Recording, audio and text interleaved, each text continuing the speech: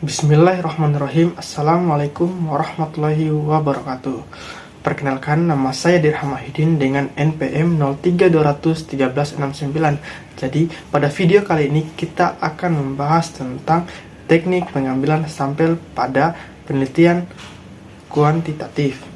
Jadi, pokok-pokok pembahasan kita pada kali ini yang pertama adalah pengertian teknik pengambilan sampel, kedua tujuan dan tahapan teknik pengambilan sampel, dan ketiga ragam teknik pengambilan sampel yang terdiri dari teknik pengambilan sampel probability sampling, dan yang kedua adalah teknik pengambilan sampel non-probability sampling. Oke, tanpa membuang waktu, kita akan langsung masuk pada pembahasan. Teknik pengambilan sampel akan dibutuhkan ketika teman-teman tengah melakukan suatu penelitian, contohnya untuk menyusun laporan skripsi maupun disertasi. Teknik pengambilan sampel ini berhubungan erat dengan populasi maupun sampel yang menjadi salah satu bagian paling penting dalam sebuah penelitian. Dengan penentuan jenis objek penelitian, maka peneliti dapat menentukan metode penelitian yang lebih sesuai atau cocok dengan kondisi serta kebutuhan penelitian di lapangan. Pada umumnya, teknik ini akan dibutuhkan apabila teman-teman melakukan penelitian kuantitatif, di mana hasil dari penelitian disampaikan dalam bentuk perhitungan matematis.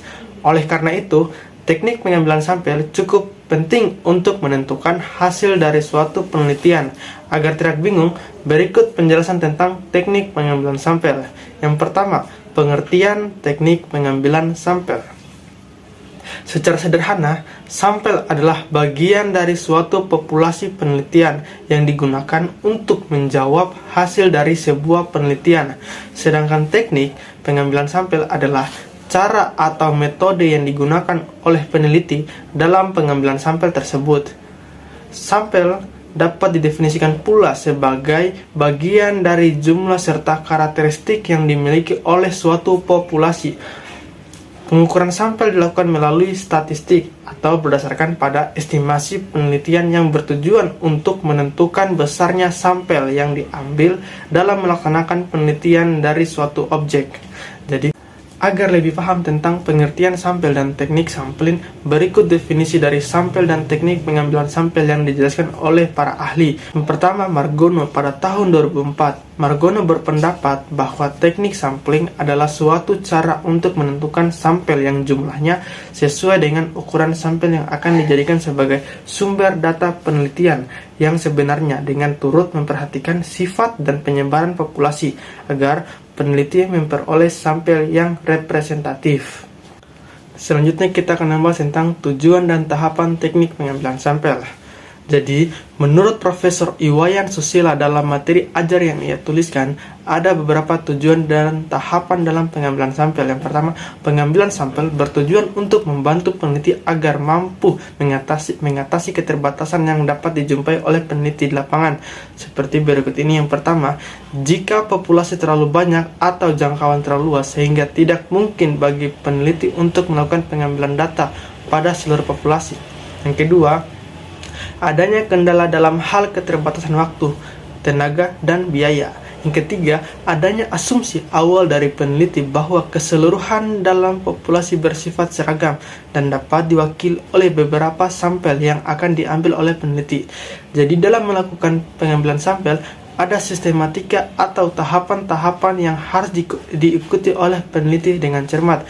Dengan mengikuti tahapan dan sistematika tersebut akan membantu peneliti untuk menjawab tujuan dari peneliti yang dilakukan.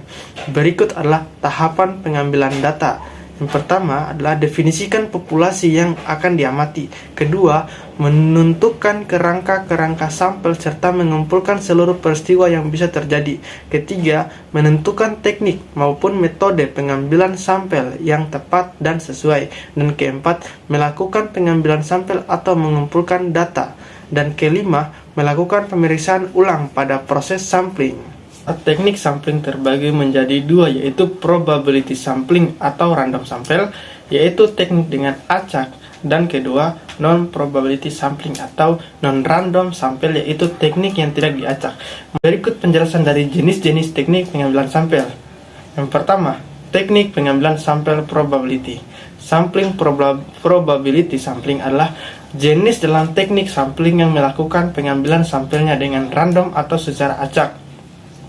Metode pengambilan sampel ini memberikan seluruh anggota populasi kemungkinan atau probability atau kesempatan yang sama untuk menjadi sampel terpilih.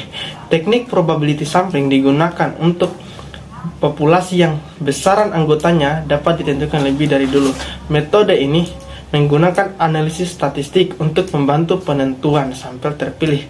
Ada beberapa model maupun jenis lain dari teknik pengambilan sampel. Berikut penjelasannya. Yang pertama, simple random sampling atau pengambilan sampel acak sederhana. Jenis teknik pengambilan sampel probability sampel yang pertama adalah dengan cara sederhana dan acak seperti melakukan pengundian atau menggunakan pendekatan bilangan yang acak. Kelebihan dari teknik ini adalah untuk mengurangi bias atau kecenderungan berpihak pada anggota populasi tertentu, serta peneliti dapat mengetahui adanya kesalahan baku atau standar error yang ada pada penelitian. Sedangkan kelemahan dari teknik metode ini adalah rendahnya jaminan menguasai sampel yang terpilih karena bersifat representatif atau dapat mewakili populasi yang dituju. Contoh pengambilan sampel metode acak sederhana seperti dibutuhkan kira-kira 15 sampel dari populasi penelitian dengan jumlah 90 orang.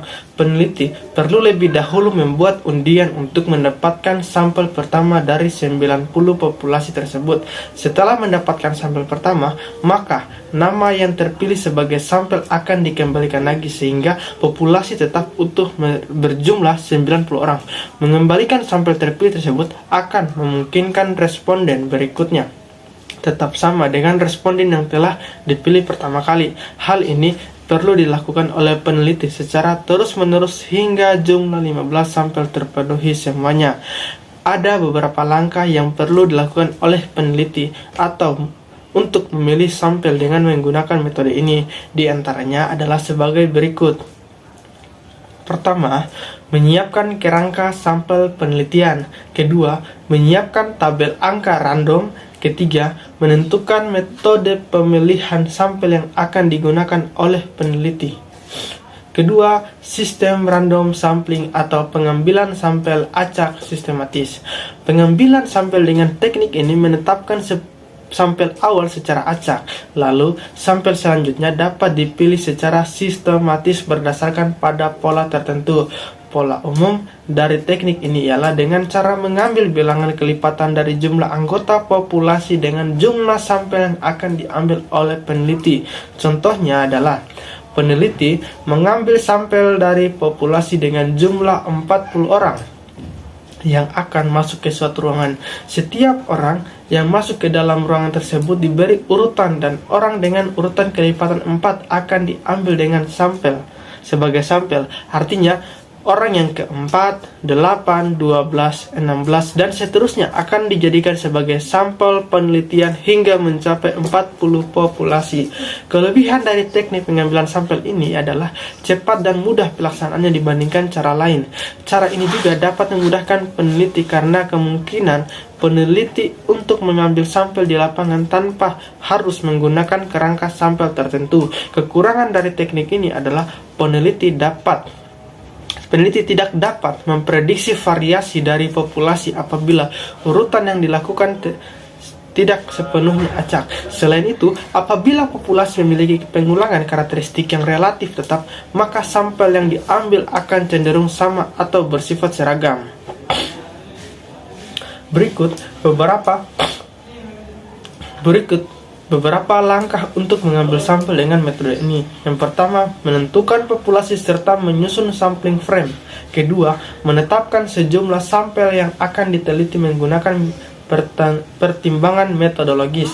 Ketiga, menentukan kelas interval atau K. Yang keempat adalah menentukan angka atau nomor awal di antara kelas interval dengan acak. Dan kelima, peneliti dapat mulai mengambil ke sampel dimulai dari angka maupun nomor awal yang telah terpilih dan nomor interval berikutnya hingga memenuhi jumlah sampel Selanjutnya, stratified random sampling atau pengambilan sampel acak berstrata.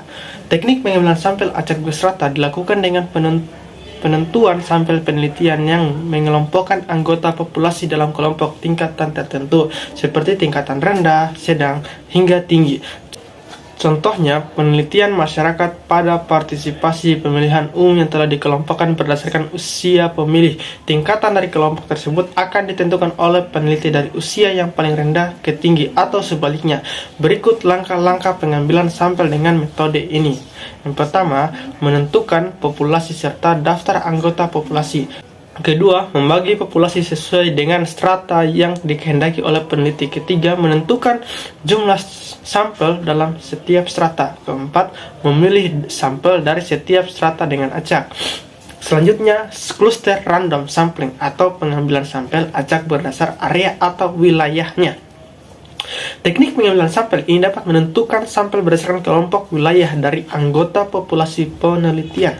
Dengan teknik ini, subjek dari peneliti akan dikelompokkan sesuai dengan area atau tempat domisili anggota populasinya. Tujuannya adalah untuk meneliti tentang sesuatu hal pada bagian yang berbeda dalam suatu wilayah tertentu. Contohnya adalah ketika peneliti ingin mengetahui tingkat partisipasi masyarakat di kota Bau-Bau pada program pemerintah daerah, peneliti akan menentukan sampel dari wilayah yang tersebar di kota Bau-Bau, baik itu pada tingkatan dusun, desa, maupun kecamatan.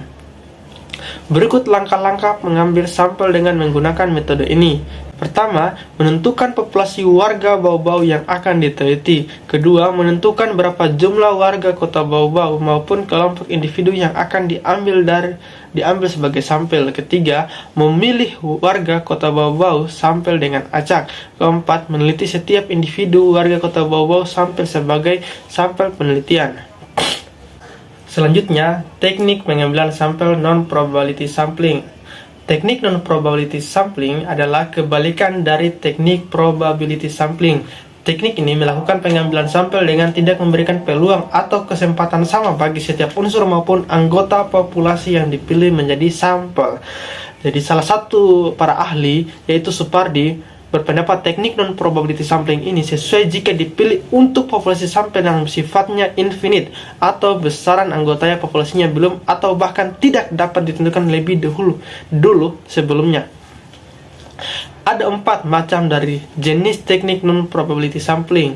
Berikut penjelasannya. Yang pertama, purposive sampling. Teknik purposive sampling merupakan teknik penentuan sampel yang didasarkan pada pertimbangan peneliti tentang sampel mana yang paling sesuai, bermanfaat, serta dianggap mampu mewakili suatu populasi atau bersifat representatif. Teknik pengambilan sampel ini cenderung lebih tinggi kualitasnya sebab peneliti telah membuat kisi maupun batas berdasarkan dengan kinerja tertentu yang telah dijadikan sebagai sampel penelitian. Contoh dari penelitian ini seperti didasarkan pada ciri gender, demografi, jenis pekerjaan, umur, dan lainnya. Teknik termasuk teknik pengambilan sampel yang cukup sering digunakan dalam suatu penelitian. Kelebihan dari teknik ini adalah tujuan dari penelitian dapat dengan mudah terpenuhi sampai dapat bersifat lebih relevan dengan desain penelitian, serta teknik pengambilan sampel ini cenderung lebih mudah untuk dilaksanakan. Sedangkan kekurangan dari teknik ini sama seperti teknik pengambilan sampel secara acak, yaitu tidak ada jaminan bahwa sampel dapat mewakili populasi yang telah ditentukan. Kedua, snowball sampling. Snowball sampling atau biasa dikenal pula dengan teknik pengambilan sampel bola salju. Teknik ini menentukan sampel sesuai dengan wawancara dengan sampel sebelumnya atau dengan cara korespondensi. Melakukan pengambilan sampel dengan menggunakan teknik ini artinya peneliti dapat meminta informasi dari sampel pertama untuk mendapatkan sampel berikutnya. Dilakukan secara terus-menerus hingga akhirnya seluruh kebutuhan sampel penelitian terpenuhi. Teknik pengambilan sampel ini dengan metode snowball sampling sangat cocok digunakan untuk penelitian tentang hal-hal yang sifatnya cukup sensitif dan membutuhkan privasi tingkat tinggi dari para respondennya. Contoh seperti penelitian tentang penyintas kekerasan seksual, penderita HIV, kelompok waria, dan kelompok khusus lainnya. Ketiga adalah accidental sampling. Sesuai dengan namanya, teknik pengambilan sampel accidental sampling dapat menentukan sampel secara tidak sengaja atau accidental. Peneliti akan mengambil sampel pada orang yang kebetulan ditemui pada saat itu. Contoh penelitian dilakukan pada populasi pelanggan toko A, maka peneliti cukup menunggu di depan toko A lalu menetapkan sampel pada siapapun yang melakukan transaksi jual beli di toko A tersebut tanpa melihat gender, umur, profesi, dan lain sebagainya. Dan keempat adalah kuota sampling. Teknik pengambilan sampel ini dilakukan dengan cara menentukan kuota atau jumlah dari sampel penelitian lebih dahulu. Prinsip dari penentuan sama dengan accidental sampling. Akan tetapi, peneliti perlu menetapkan lebih dahulu jumlah sampel yang akan diperlukan. Contohnya adalah peneliti menetapkan penelitian akan dilakukan setiap hari selama 1 minggu dengan jumlah sampel penelitian sebanyak 100 orang. Maka jika peneliti pada hari tersebut telah memenuhi kuota, yaitu memperoleh 100 sampel, maka tugas peneliti untuk mencari sampel penelitian pun selesai. Kelebihan dari menggunakan teknik ini adalah pengambilan sampel adalah sifatnya lebih praktis karena sampel penelitian telah diketahui sebelumnya. Sedangkan kekurangan dari teknik adalah bias penelitian yang cenderung cukup tinggi dapat terjadi. Jadi, mungkin sekian dari saya penjelasan tentang teknik pengambilan sampel. Apabila ada kekurangan, silakan tulis di kolom komentar. Lebih dan kurangnya mohon dimaafkan. Wabillahi taufiq wal hidayah. Wassalamualaikum warahmatullahi wabarakatuh.